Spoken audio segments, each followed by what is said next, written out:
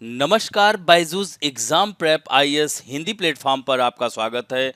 दोस्तों, आज हम लोग 2 जुलाई 2022 के दैनिक क्विज की चर्चा करेंगे, जो कि आगामी टारगेट प्रीलिम्स 2023 एग्जाम के लिए लाभदायक सिद्ध हो सकता है। दोस्तों, दैनिक क्विज शुरू करने से पहले एक महत्वपूर्ण सूचना है। जैसा कि कल भी हमने चर्चा की थी, साप्ताहिक समसामयिकी में यानी एक्सप्लेन्ड सेशन में महाराष्ट्र का राजनीतिक संकट और दल बदल विरोधी कानून, जो कि आज रात 8 बजे लाइव क्लास होगा। इसमें ज़्यादा से ज़्यादा लोग आप लोग भाग लें, लाइक करें, शेयर करें, सब्सक्राइब करें हमारे चैनल को।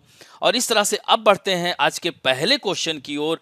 उपकर के संदर्भ में यानी शेष जिसे कहते हैं, निम्नलिखित कथनों में से कौन सा शेष सही है? यह प्रत्यक्ष और अप्रत्यक्ष दोनों प्रकार के करों पर लगाया जा सकता है। यह एकदम सत्य है। दोस्तों, शेष यानी टैक्स के ऊपर लगाया जाने वाला कर होता है। आमतौर पर विशिष्ट उद्देश्यों के लिए यह लगाया जाता है। जब इस कर को लगाने का उद्देश्य पूरा हो जाता है तो इसे वसूलना बंद कर दिया जाता है। इस कर की सबसे अलग बात यह है कि केंद्र सरकार को इसे अन्य राज्यों के साथ साझा नहीं करना पड़ता है। अर्थात इस कर से मिली राशि, पूरी राशि को केंद्र सरकार अपने पास रख लेती है। सेस को लगाने का उद्देश्य केवल किसी विशेष उद्देश्य, सेवा या क्षेत्र को विकसित करना होता है। दोस्तों, इसमें जैसे दूसरा कथन दिया गया है, यदि किसी विशेष वर्ष में एकत्र किया गया उपकर खर्च नहीं होता है तो इसे अन्य उद्देश्यों के लिए आवंटित नहीं किया जा सकता।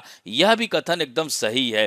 केंद्र सरकार को राज्य सरकार के साथ आंशिक या पूर्ण रूप से उपकर को साझा करने की आवश्यकता नहीं होती है। यह भी कथन एकदम सत्य है, जैसा कि हमने चर्चा किया। तो इस तरह से इसका उत्तर क्या हो गया? सी हो गया। इससे संबंधित द हिंदू में आई हुई खबर है, जीएसटी रेवेन्यू सरपास 1.44 लाख करोड़ रुपया। दोस्तों, यहां पर सेस कलेक्शन की बात की गई, उसी से संबंधित हमने प्रश्न लिया है और यहां सेस या उपकर क्या होता है इसके बारे में हमने बताया है। अब बढ़ते हैं दूसरे महत्वपूर्ण प्रश्न की ओर। भारत की सबसे बड़ी तैरती सौर ऊर्जा परियोजना किस राज्य में अवस्थित है? दोस्तों, आंध्र प्रदेश में है, कर्नाटक में है, महाराष्ट्र में है या तेलंगाना में? तो उत्तर इसका होगा तेलंगाना में। इससे संबंधित पीआईबी में आई हुई खबर है, India's largest floating solar power project commission. तो यहां पर आप देख सकते हैं, यह एनटीपीसी रामागुंडम, और वो कहां है? तेलंगाना में है। तो भारत की सबसे बड़ी तैरती सौर ऊर्जा परियोजना अब पूरी तरह से यह चालू हो गई है। तो दोस्तों, यह रामागुंडम कहां है? तेलंगाना में 100 मेगावाट रामागुंडम तैरती सौर पीवी परियोजना में से 20 मेगावाट की अंतिम भाग क्षमता के वाणिज्यिक संचालन की घोषणा की गई है। दोस्तों, यह रामागुंडम 100 मेगावाट की तैरती सौर परियोजना उन्नत तकनीक के साथ साथ पर्यावरण के अनुकूल विशेषताओं से संपन्न है। दोस्तों, तैरते रहने वाली इस पूरी प्रणाली यानी फ्लोटिंग सिस्टम को विशेष HMPI यानी हाई मॉड्यूल पॉलीएथाइलिन रस्सी के माध्यम से संतुलित जलाशय क्षेत्र यानी बैलेंसिंग रिजर्वायर बेड में रखे गए कुल भार तक लंगर डाला जा रहा है।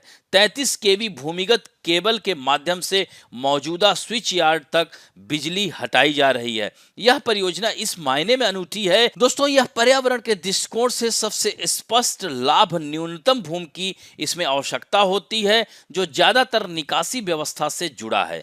इसके अलावा तैरते हुए सौर पैनलों की उपस्थिति के साथ जल निकायों से वाष्पीकरण की दर कम हो जाती है और इस प्रकार जल संरक्षण में मदद मिलती है। यह प्रति वर्ष लगभग 32.5 लाख क्यूबिक मीटर पानी के वाष्पीकरण से बचा जा सकता है। सौर मॉड्यूल के नीचे का जल निकाय उनके परिवेश के तापमान को बनाए रखने में मदद करता है, जिससे उनकी दक्षता और उत्पादन में सुधार होता है। इसी तरह प्रतिवर्ष 1,65,000 टन कोयले की खपत से बचा जा सकता है और प्रति वर्ष 2,10,000 टन के कार्बन डाइऑक्साइड उत्सर्जन से भी बचा जा सकता है। तो यह भी महत्वपूर्ण था। अब बढ़ते हैं तीसरे प्रश्न की ओर। निम्नलिखित में से किस मंत्रिमंडलीय समिति की अध्यक्षता केंद्रीय गृह मंत्री करते हैं यानी होम मिनिस्टर? दोस्तों, मंत्रिमंडलीय समितियों में जैसे 8 समितियां हैं टोटल, जिसमें से 6 समितियों की अध्यक्षता प्रधानमंत्री करता है,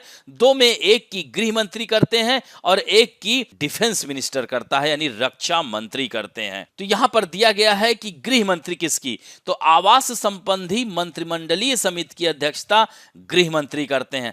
आर्थिक मामलों की प्रधानमंत्री करते हैं, राजनीतिक मामलों की प्रधानमंत्री करते हैं, संसदीय मामलों की मंत्रिमंडल समिति का रक्षा मंत्री करते हैं, और केंद्रीय मंत्रिमंडल की सुरक्षा संबंधी समिति का इसका भी प्रधानमंत्री। तो दोस्तों याद रखना कि 6 में यानी 8 में से 6 प्रधानमंत्री, 2 जो बचा, एक का जो है रक्षा मंत्री करते हैं और एक की गृह मंत्री। यहां पर आप देख सकते हैं दिया गया है इसमें सारे political affair, economic affair, cabinet committee, investment and growth, security, parliamentary affair, तो इसमें जो है ये रक्षा मंत्री का है, एकोमोडेशन गृह मंत्री, और सब प्रधानमंत्री का है। अब बढ़ते हैं चौथे प्रश्न की ओर। सरकारी बॉन्ड के संदर्भ में निम्नलिखित कथनों पर विचार कीजिए। यह रियायती मूल्य पर जारी किए जाते हैं।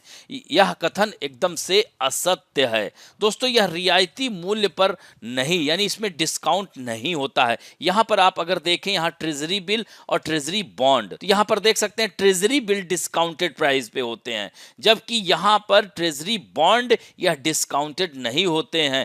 Interest twice a year and पे फेस वैल्यू एट मैच्योरिटी।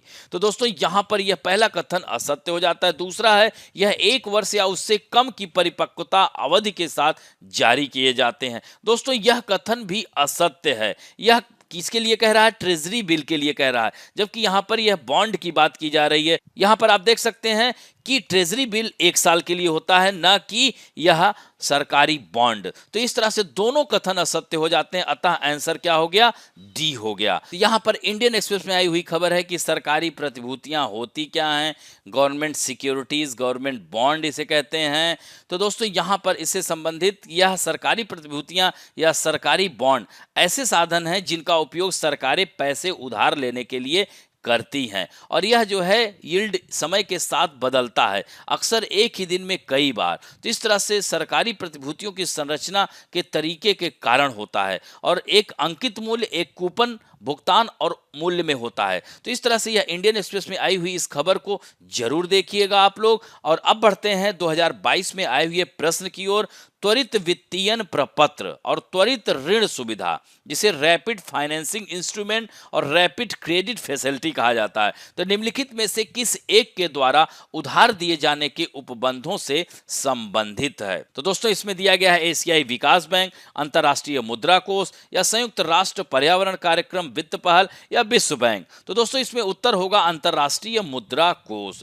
तो त्वरित वित्तीयन प्रपत्र, जिसे RFI कहते हैं, यानी रैपिड फाइनेंसिंग इंस्ट्रूमेंट, सदस्य देशों की विविध जरूरतों को पूरा करने के लिए तथा IMF यानी इंटरनेशनल मॉनेटरी फंड की वित्तीय सहायता को और अधिक लचीला बनाने के लिए त्वरित वित्तीयन प्रपत्र को बनाया गया था। और RFI ने IMF की पिछली आपातकालीन सहायता नीति को बदल दिया है, और इसका उपयोग कई तरह की परिस्थितियों में किया जा सकता है। इसी तरह से त्वरित ऋण सुविधा यानी RCF, जिसको रैपिड क्रेडिट फैसिलिटी कहते हैं, इसको निर्धनता उन्मूलन या वृद्धि ट्रस्ट के तहत बनाया गया था, ताकि फंड की वित्तीय सहायता को अधिक लचीला और LIC की विविध जरूरतों के अनुरूप बेहतर बनाया जा सके, जिनमें संकट के समय भी शामिल हैं। तो यह ध्यान रखेंगे, इसका उत्तर बी होगा। तो यहां पर देखिए यह पॉइंट दिया गया है। अब बढ़ते हैं आज के फैक्ट ऑफ द डे में।